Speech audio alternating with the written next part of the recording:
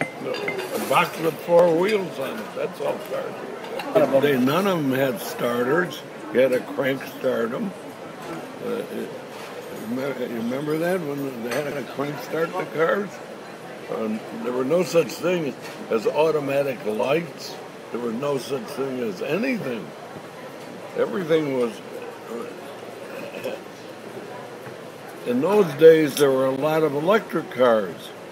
Where the women would ride around with the electric, with the wand, the steering the car. Nothing but four glass windows with a body around them. They were all electric. If you want to see what they look like, get on your computer. Do you have Google on your computer?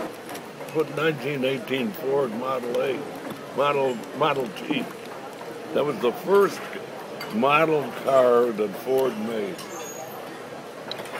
We had a Lexington. We had a Hupmobile because it was made in Cleveland. We never had a Stearns Knight. That was made in Cleveland. Remember the Studebaker? Studebaker. Where? Studebaker. You remember that one? Well, that was my first car when I got out of the Army. That's the only car I could get was a Studebaker. Our big customer had a Cord. Boy, remember the Cord? Man. Great car. Those are the classic cars. It was four wheels. That's all a car was. The four wheels on a box body. It was like a carriage. Didn't have air conditioning. Didn't have airbags.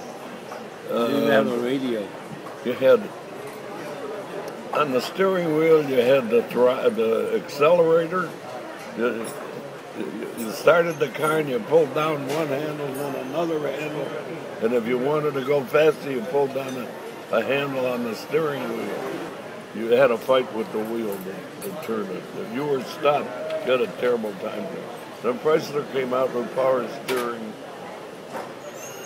and all cars were gear shifts.